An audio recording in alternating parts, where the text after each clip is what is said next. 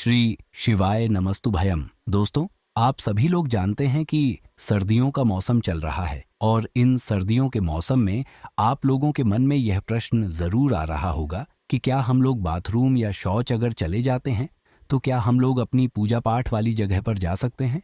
क्या शाम के समय की जो दिया बाती हम लोग करते हैं वो कर सकते हैं? क्योंकि ये जो प्रश्न है यह सर्दियों के मौसम में शाम के समय लोगों के मन में बहुत ज्यादा आता है और लोगों को कहीं ना कहीं इसका सही जवाब नहीं मिल पाता है, जिसका बिल्कुल स्पष्ट और सही जवाब हम आपको इस वीडियो में देने वाले हैं।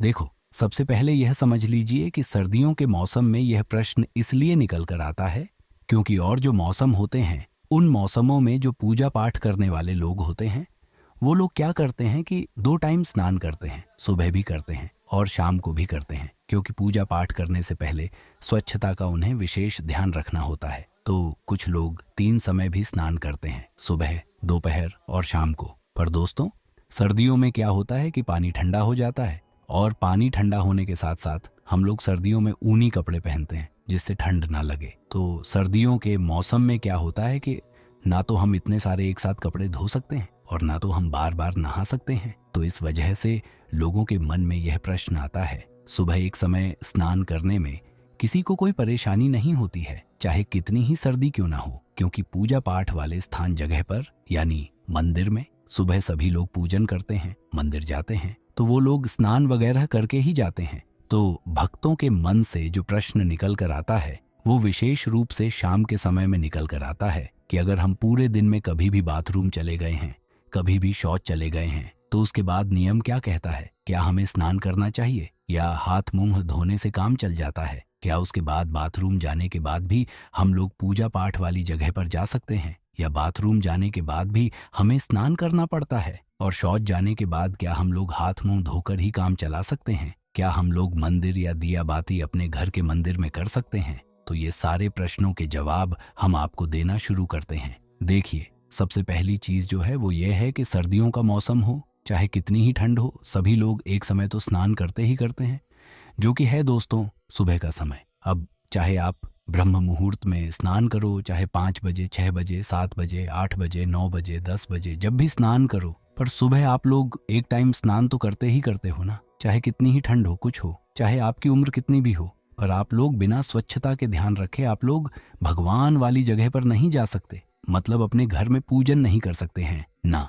आप चाहो, अगर उस दिन आप लोगों को स्नान करने में कोई दिक्कत परेशानी है, बुजुर्ग जन को होती है, तो उस दिन आप पूजन मत करो, आप अपने घर के किसी और सदस्य से कह दो, है ना। अब ऐसा नहीं कि आप पूजन नहीं कर सकते, आप भगवान से दूर बैठकर मन ही मन जाप कर सकते हो, पर भगवान के पास मतलब पूजा पाठ वाली स्थान पर नहीं जा सकते, क्योंकि उस दिन आपने स्नान नहीं किया होता है। तो नियम सभी लोगों के लिए एकदम से यहाँ पर ये सुबह का बराबर होता है कि सुबह के समय एक समय आप लोगों को स्नान करना ही करना होता है, और सुबह का स्नान करने के बाद ही आप लोग मंदिर जा सकते हो, अपने घर के भगवानों को स्नान करा सकते हो और अपने घर की पूजा वगैरह कर सकते हो। ठीक है, तो यहाँ पर आपको ये बात समझ आई। अब देखो, सुबह का आपने स्नान कर लिया, आपने अपने घर की पूजा पाठ भी कर लिया, आप मंदिर भी हो आए, सारे काम आपके हो गए सुबह से। अब आप लोगों के मन में कोई प्रश्न नहीं है। अब बारी आती है शाम के समय की। अब आपके पास सुबह के बाद आपकी पूजन हुई, पूजन करने के बाद आपके पास पूरा दिन है। पूरे दिन में कुछ लोग ऑफिस जाएंगे, कुछ लोग ड्यूटी जाएंगे,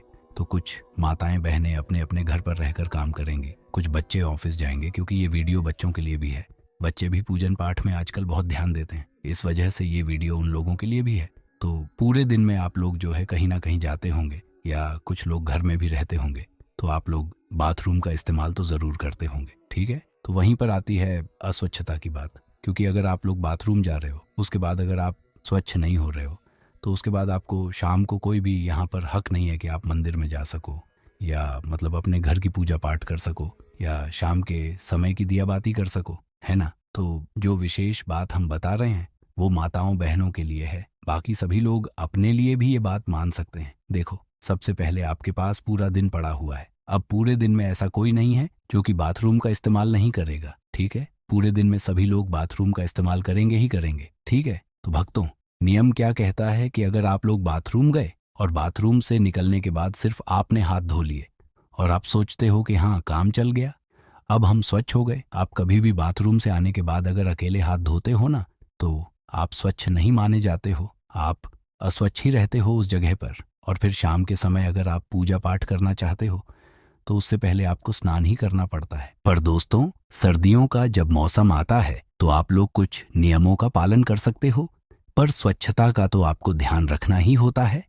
देखो, जब सर्दियों का मौसम होता है तो आप गर्म पानी का ज्यादा इस्तेमाल करो। सुबह भी स्नान कर रहे हो तो गर्म पानी से नहा लिया करो, और पूरे दिन में अगर आप हाथ मुंह भी धो रहे हो तो आप गर्म पानी का इस्तेमाल कर लो। फिर उसमें कोई आपको दिक्कत परेशानी नहीं होगी। पर अगर आप लोगों ने बाथरूम का इस्तेमाल किया, आप बाथरूम गए और बाथरूम से बाहर आए तो नियम क्या कहता है वो आप लोग जान लीजिए। देखिए, जब आप लोग बाथरूम जाते हैं और बाथरूम से बाहर आते हैं तो आप लोगों को अगर स्वच्छ होना है उसी टाइम पे आपको नहाना नहीं है डबल से, तो क्या करना है आप लोगों को कि बाथरूम से आने के बाद आपको सबसे पहले तो अपने हाथ धोना है, अपने पैर भी धोना है ना? क्या धोना है? हाथ धोना है, पैर धोना है, और 3 बार कुल्ला करना है। कुल्ला मतलब अपने मुंह के अंदर पानी डालकर जो है उसे बाहर निकालना है। तो 3 बार कम से कम जो है कुल्ला करना है। बाकी ज्यादा से ज्यादा आप लोग कर सकते हो। तो 3 बार ये आपका कुल्ला करना है, और उसके बाद एक गीला हाथ जो है करके अपने मुंह पर फेर लेना है। अब इसके बाद आप लोग जो है थोड़ा सा पानी अपने ऊपर भी हल्का सा बिल्कुल अपने सीधे हाथ से छिड़क सकते हो। इसके बाद आप लोग स्वच्छ हो जाते हो, और इसके बाद आपके पास हक रहता है कि हाँ, आप शाम के समय की पूजन कर सकते हो। अगर इस विधि का पालन करते हो, मतलब कि हर बार जब आप पूरे दिन में बाथरूम जाते हो और बाथरूम से आने के बाद आप अपने हाथ धोते हो, चाहे गर्म पानी से जो चाहे ठंडे पानी से, कोई दिक्कत नहीं है। आप हाथ धोते हो, आप पैर धोते हो, 3 बार कुल्ला करते हो और अपने मुंह पर गीला हाथ फेर लेते हो, तो आप शुद्ध हो जाते हो। आप कोई परेशानी नहीं। आप शाम के समय की दिया बाती कर सकते हो, और शाम के समय की जो दिया बाती है उससे पहले आप स्नान ना भी करो तो चल जाएगा। वैसे भक्तों, नियम अगर सही मायने में देखा जाए तो सुबह भी स्नान करना चाहिए पूजन से पहले, शाम को भी पूजन से पहले स्नान करना चाहिए। पर भक्तों, सर्दियों के मौसम में सभी से नहीं हो पाता है, जिस वजह से दोस्तों इन नियमों को भी आप लोग पालन करके अपने घर की पूजा पाठ, दिया बाती और मंदिर का पूजन कर सकते हो। तो अब इस नियम का पालन करके आप स्वच्छता का ध्यान रख सकते हो और बिना किसी परेशानी के घर के मंदिर में पूजा कर सकते हो। ध्यान रखें, अगर आप यह नियम पालन करते हैं तो आप सर्दियों के मौसम में भी स्वच्छ रहकर भगवान के पास जा सकते हो, मतलब मंदिर में, और आपकी पूजा पाठ पूरी तरह से स्वीकार्य होगी। पूजा के समय स्वच्छता सबसे महत्वपूर्ण है, चाहे मौसम कैसा भी हो। तो इस बात का ध्यान रखें और सर्दियों में भी अपने पूजा पाठ को पूरी श्रद्धा और सही तरीके से करें। यह ध्यान रखें कि भगवान के प्रति श्रद्धा और स्वच्छता का मिला जुला रूप आपके जीवन में सुख और शांति लाता है। इसलिए यह नियम केवल शरीर की स्वच्छता के लिए नहीं, बल्कि मानसिक और आत्मिक शांति के लिए भी महत्वपूर्ण है। आशा है कि आपको यह जानकारी सहायक लगी होगी। अगर आप इस विषय पर और कुछ जानना चाहते हैं तो कृपया हमें कमेंट के माध्यम से जरूर बताएं। जानकारी उपयोगी लगी हो तो वीडियो को लाइक करके कमेंट में जय श्री महाकाल जरूर टाइप करें, और इस वीडियो को अपने सगे संबंधियों और मित्रों तक जरूर पहुंचाएं, जिससे वे भी इसका लाभ उठा सके। श्री शिवाय नमस्तुभ्यम। जय श्री महाकाल।